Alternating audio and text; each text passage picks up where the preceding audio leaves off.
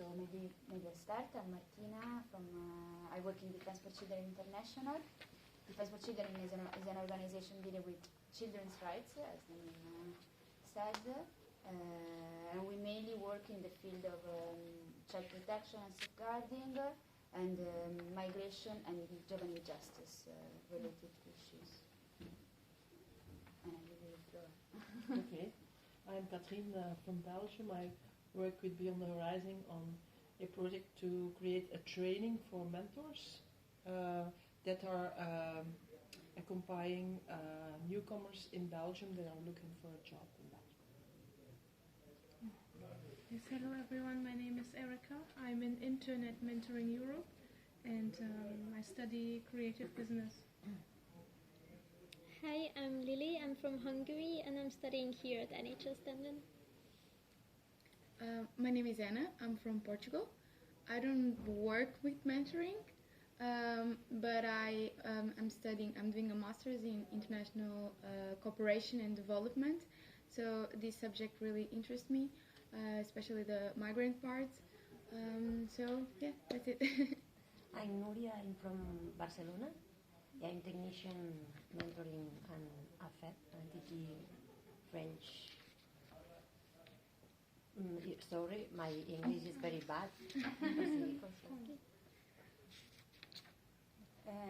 am Giulia. I am also here from Defense for Children Italy, and I am dealing mainly with research and European projects. And with Martina, we'll present this initiative, which is regenerations, and of course now we are few people. So if during our presentation you want us to comment something, we can stop and just go in depth if you need it. And thank you all for being here. Thank you. Okay, so I just want to give you a bit of background to the initiative because mentoring is not our main main area of work, but it came as in DCI, we deal a lot with guardianship for unaccompanied foreign children, and then it came like natural, I would say. So the Regenerations project is a project co-funded by the AMIF Fund of the European Union, and is involving 3 partner countries. We're working in Italy, in Greece, where we are running our mentoring programs, and at the same time we're working in Catalonia with Punta Referencia, who's kind of mentoring us in this development. So we basically adapted the referent program to our own context in Genova, in Italy, and in Thessaloniki, in Greece. So the aim of the project is to improve the support of young migrant and refugees aged 18, 21 years old in the process of transition towards adulthood, because as minor, when they turn 18, they lose all the guarantees that they have as minors. And how we do it? We do it promoting the activation of mentoring processes. So the pairing of a volunteer mentor to each young person. So the idea is to work on different areas, as we will see later on, towards the integration in the hosting society. So it's a complex project. Is now running for 3.5 years. It's going to be finished at the end of the month. So we work on capacity building of mentors, of ourselves before, and of mentors afterwards. So we develop training and support processes for mentors and mentees. We work a lot on exchange and active participation. So we accompanied all this training process through events and activation of the local community, as we deal a lot on recruitment of volunteers. So we have to promote and sensitize not only on mentoring, but also on rights issues, rights-related issues, as you will see later on. We establish interagency cooperation, mentoring after our project. We still don't know if this project contributed or not. We're gonna see, but at least in Italy there is a big movement on mentoring. So we managed to establish a lot of relations with organizations running similar projects. They're not calling it mentoring, but still is mentoring for us. And of course, there is all a process of supervision and transfer of knowledge from Catalonia mainly to Italy and Greece at the beginning of the project. So we managed to involve almost 200 mentors. COVID impacted, of course, a lot. We just went through the whole wave, and you know that in Italy it was longer probably than in other countries. We involved around 200 young people. Not all were then paired in mentoring, but still supported. And of course, local actors and national actors in the two contexts of implementations. So what we are going to do today is presenting this memoir that you have here for consultations. Yeah, you can just pass it because there are some full copies that you can at this link you can download it for free because all our publications in our website are for free, so you can download it directly from that link. It's going to be published also in Catalan in the next weeks, so Nuria probably will be easier for you. So it is in between a report and a reflection on what we gained through this initiative. And of course it's based on human rights perspective because this is our main business, I would say.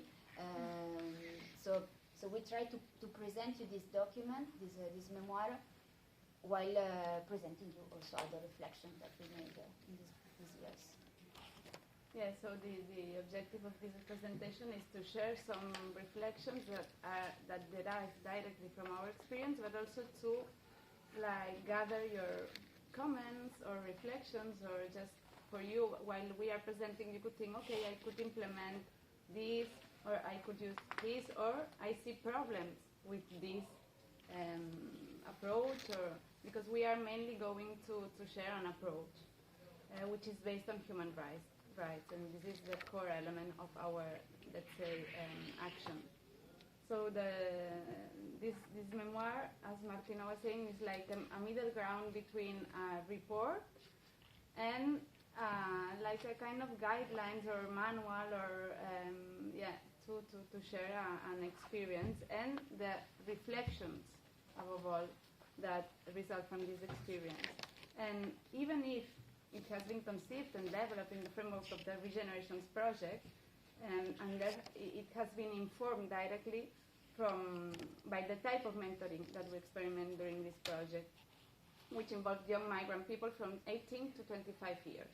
Mm-hmm. But this group faces a situation which is quite specific because they are of young age, and therefore they are still in their growth process.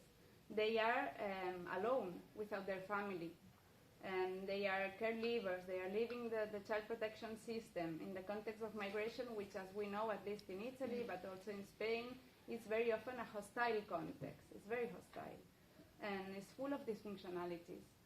So they come from another country and another culture and speak another language, so they normally also have gone through very, very tough and difficult experiences. So, of course, our approach is adapted to the needs of this target group.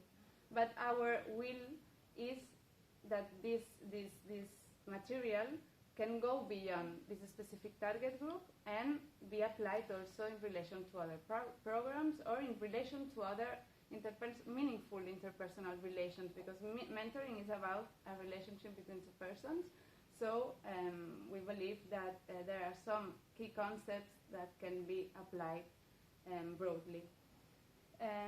So it's worth saying that in methodological terms, this material is informed or is based in 4 sources of information. The first one is theoretical references. We have a theoretical approach, and we use it because we believe that the interrelation between theory and practice is really a key aspect of any framework.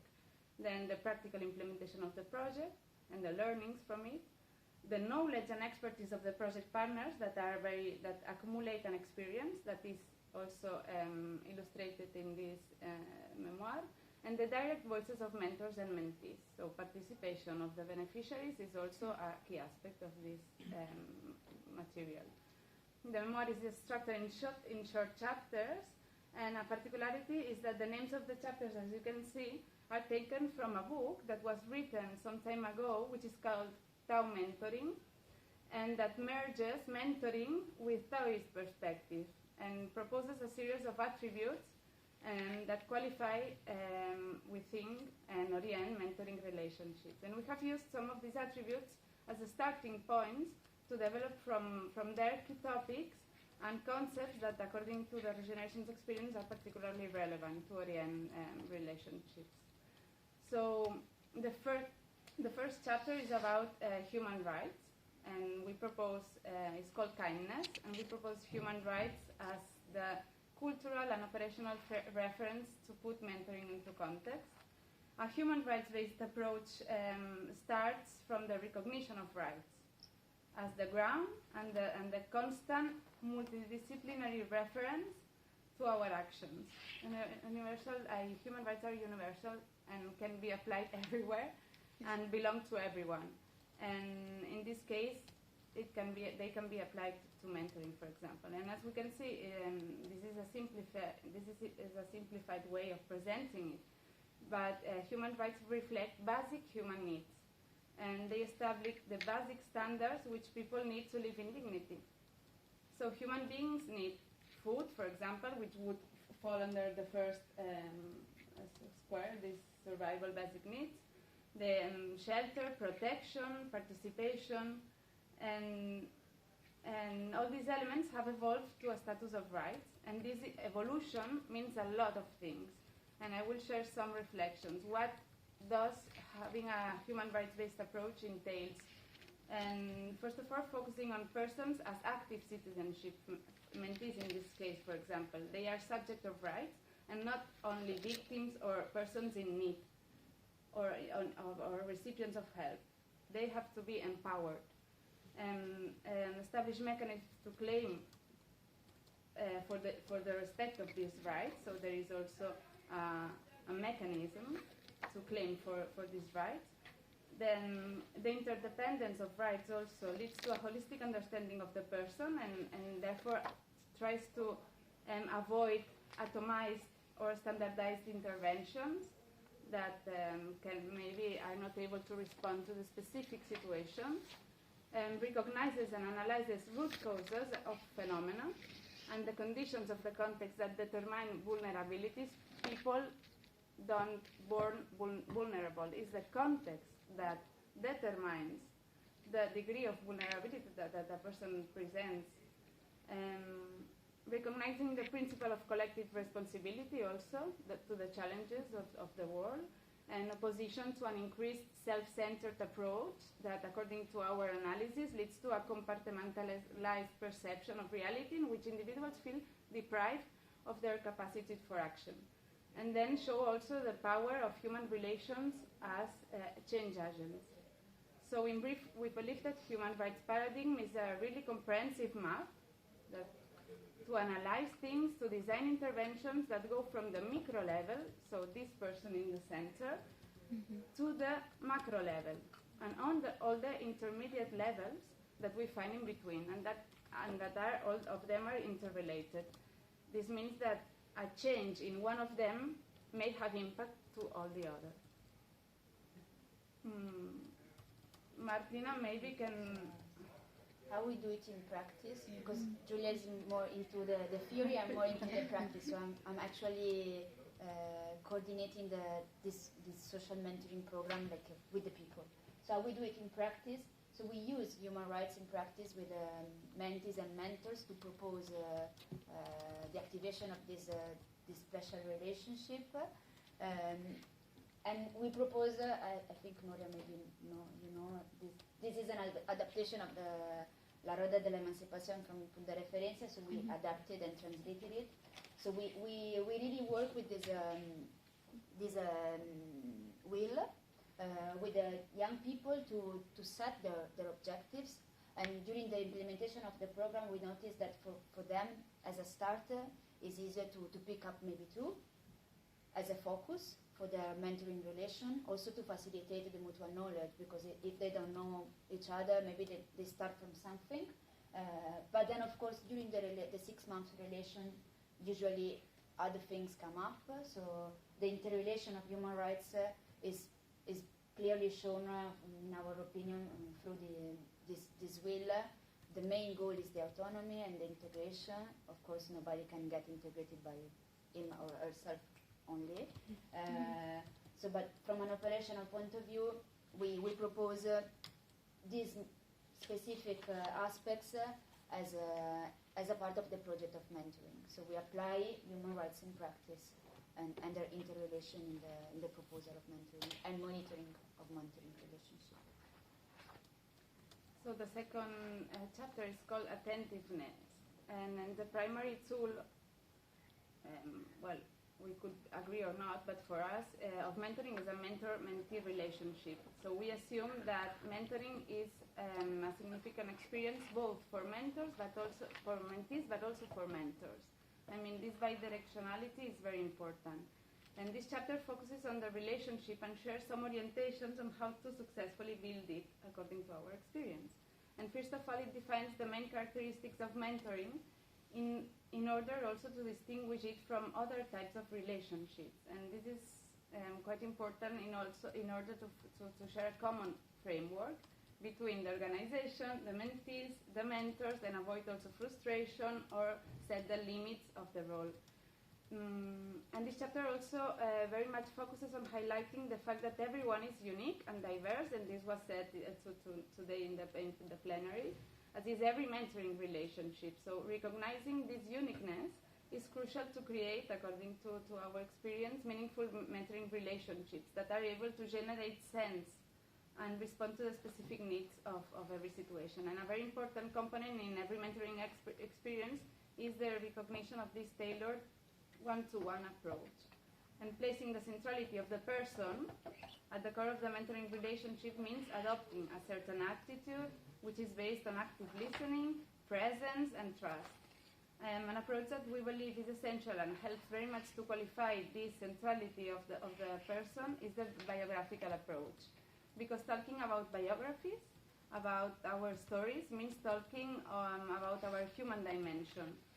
Regardless of our social or professional role, we are all humans, and it means putting at the front of our interaction something that we all share, but is different for each one of us, which is our story, our biography, and it means giving space to the uniqueness of our stories. So the biographical approach is very powerful to generate empathy and mutual understanding. So mentoring, as this Tao mentoring book says, is like a dance.